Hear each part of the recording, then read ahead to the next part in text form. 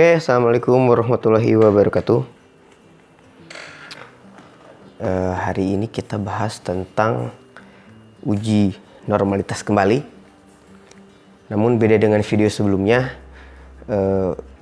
kita akan menggunakan mikroskop Excel dan SPSS.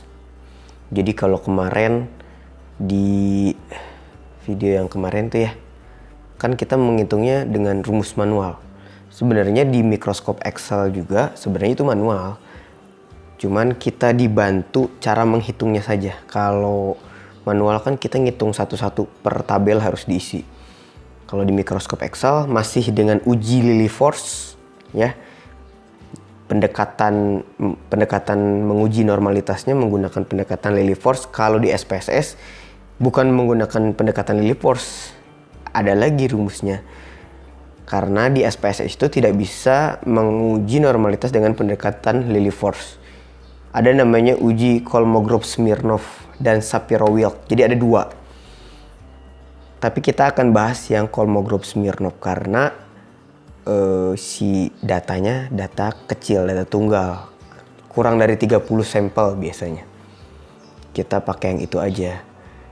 Untuk di mikroskop Excel-nya masih yang uji Lillie force tapi dibantu oleh mikroskop Excel, oleh aplikasi ngitungnya. Oke, kita mulai saja. Kita bahas untuk penggunaan mikroskop Excel dan SPSS dalam menguji normalitas untuk sebuah penelitian. Oke, kita masuk ke mikroskop Excel. Seperti biasa kita membuat tabel uji Lillie force-nya dulu nih. Tabel normalitas. Ada X, ada ZI, ada FZI, ada SZI, ada FZI minus SZI, LO dan LT. Seperti biasa. Data kita urut dari yang terkecil ke yang terbesar. Kalau manual kita susah kan kalau ada 100 data nyusun dari yang terkecil ke yang terbesar. Kalau di Excel tinggal di drag aja. Misalnya si ininya belum ngurut lah, katakanlah dia belum mengurut. Tinggal drag, sort and filter, sort small to large. Ya, gampang. Nanti dia ngurut sendiri langsung. Saya sudah ngurut nih. Sekarang tinggal mencari ZI. Z itu kan skor standar ya. Sama dengan standardized. Klik ini. X-nya kehalangan nih. D4, koma, min, ini min, koma, standar deviasi. Jangan lupa karena min dan standar deviasinya ini harus dikunci. Dia di sel D29 dan D23 kan. Excel tuh kalau di drag dia nanti ininya ngikut. Supaya dia nggak ngikut ke bawah kan ini kosong bawahnya. Harus dikunci. Seperti biasa kuncinya dengan dolar ya. Ini tuh dolar dengan angka ini, angka dolar. Oke. Dapat Z tabel. Nah, jadi cepat kan? Kalau di manual kita tinggal ngitung satu-satu. Kalau ada 100 data lumayan juga waktunya lama. Nah, sekarang kita masuk ke FZI. Di Excel kita nggak perlu melihat ke tabel Z lagi. Udah ada rumusnya, tinggal norm dis aja. Norm dis. Norm dis-nya yang ini. Oh, bukan yang ini. Norm dis. Bukan juga yang ini, salah. Norm dis. Nah, lihat. Norm dis kurung buka Z, nilai Z-nya kan ini, aduh kehalangan lagi. E4 karena di sel E4. Tinggal klik, tinggal drag. Nah, gampang. 1,940 kita lihat 1,9 1,94 0 1 2 3 4 0,4738. Kalau nggak percaya 0,5 dikurang 0,4738, hasilnya pasti ini. Kita jadi nggak usah ngitung lagi secara manual, dia sudah menghitungkan. Mudah ya. Sekarang SZI nya tinggal sama dengan 1/n. N-nya berapa? 25. 1/25. Kalau satu jangan satu deh, mending ini aja, selnya aja. Kalau gitu kan dimanualkan lagi. Kunci yang 25-nya, karena 25-nya ada di sini kan, kunci yang 25-nya. Nah, tinggal drag lagi. Oke, cepat kan? FZI kurang SZI sama dengan FZI dikurangi FZI. Lihat, tinggal drag lagi. Dia masih ada minusnya. Kalau kita mau mencari LO, hiraukan minusnya. Cari nilai yang terbesar. Nilai yang terbesar mana? 0,12, 0,129, 0,129. Nih, ini yang terbesar nih.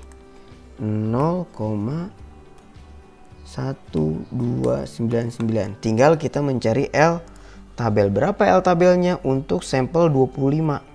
Kita lihat dengan taraf nyata 0,05. Sudah saya jelaskan juga ya kenapa kita pilih 0,05 di video sebelumnya. 25 0,05 didapat 0,173. 0,173. Kita lihat, karena LO kurang dari L tabel, maka data di atas berdistribusi normal. Karena si LO-nya kurang dari L tabel. Kriteria pengambilan keputusannya sudah saya jelaskan di video yang kemarin. Mikroskop Excel ini hanya membantu kita untuk menghitung banyaknya tabel ini. Ya. Sudah cukup jelas, mudah-mudahan bisa difahami.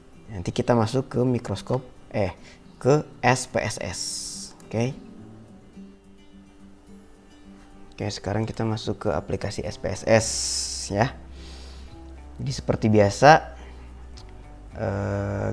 ada data view, ada variable view. Sebelumnya saya jelasin dulu, untuk di SPSS ini tidak sama dengan yang Excel dan manual. Kalau di Excel dan manual kan kita menggunakan uji Lilliefors untuk melakukan uji normalitas. Kalau di SPSS kita pakainya rumus Kolmogorov-Smirnov atau Shapiro-Wilk untuk yang lebih dari 30 sampelnya. Tapi kita pakai yang Kolmogorov-Smirnov dulu karena datanya kurang dari 30 sampel. Ya. Ini lebih mudah daripada langkah-langkah di Excel, apalagi di manual. Jadi kalian nanti tinggal pilih aja mau pilih yang mana untuk mencari distribusi normal. Ya, jadi seperti biasa di variable view saya mau menguji dua data, X dan Y. Katakanlah ini data hasil lompatan ya. Ini hasil lemparan. Ini cuma contoh. Sudah ada, kita lihat data view pasti dia muncul. Seperti biasa saya selalu buat datanya di Excel dulu karena nggak tahu, karena kayaknya lebih enak di Excel dulu. Nih udah muncul datanya. Kalau nggak mau ada 00-nya tinggal dihapus saja desimalnya,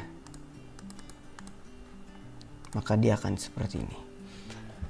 Kesamaan dari uji normalitas menggunakan pendekatan Lilliefors dan Kolmogorov-Smirnov adalah yang diolahnya adalah skor standar. Maka langkah awal kita harus mencari skor standarnya dulu atau Z-skornya dulu.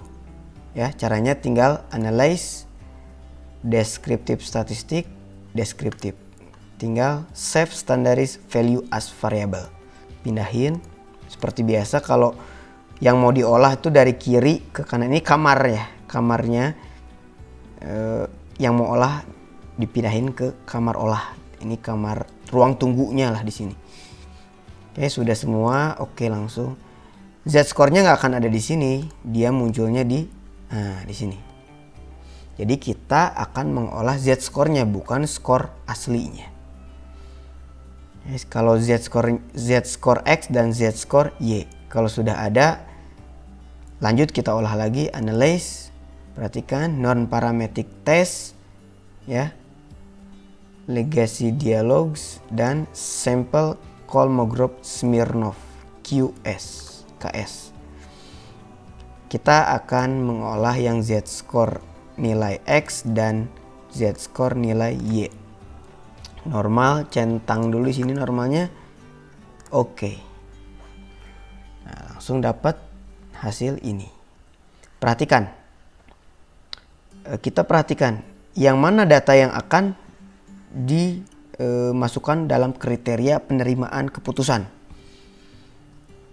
Kita lihat di sini ada hasil signifikansi total. Jadi yang ini yang akan diolah.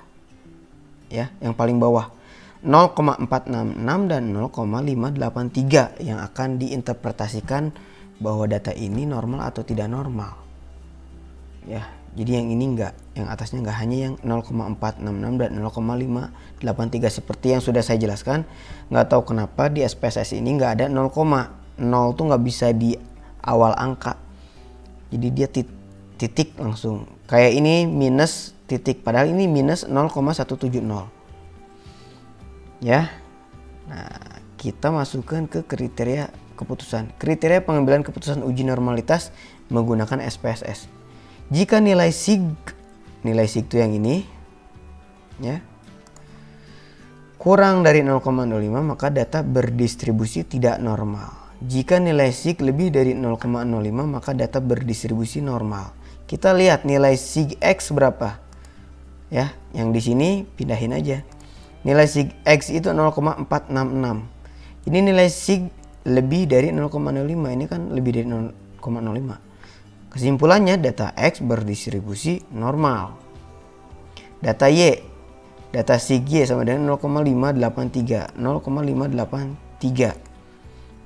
Nilai sig Y 0,53 lebih dari 0,05. Kesimpulannya data Y berdistribusi normal. Ya. Jadi cuman segitu aja untuk SPSS. Tinggal kalian mau pilih mana, lebih mudah yang mana, menggunakan rumus manual atau menggunakan SPSS dalam mencari distribusi normal atau distribusi tidak normal atau uji normalitas. Ya.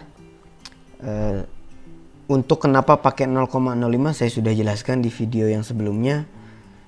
Kalau saya mau menjelaskan lagi, kalau bidangnya pendidikan dan sosial biasanya menggunakan taraf kesalahan 0,05 atau 95%. Kalau 100 sampel tuh 5 gagal nggak masalah. Kalau 0,01 biasanya di bidang kesehatan, farmasi, obat-obatan tuh biasanya penelitian ke arah situ. Taraf kesalahannya harus seminimalisir mungkin. Karena kalau dari 100 orang sampel manusia disuntikan vaksin, 1 mati, itu udah kejadian yang sangat luar biasa karena urusannya dengan nyawa. Kalau di pendidikan nggak apa-apa. Oke, semoga videonya bermanfaat. Sampai jumpa di video selanjutnya. Assalamualaikum warahmatullahi wabarakatuh.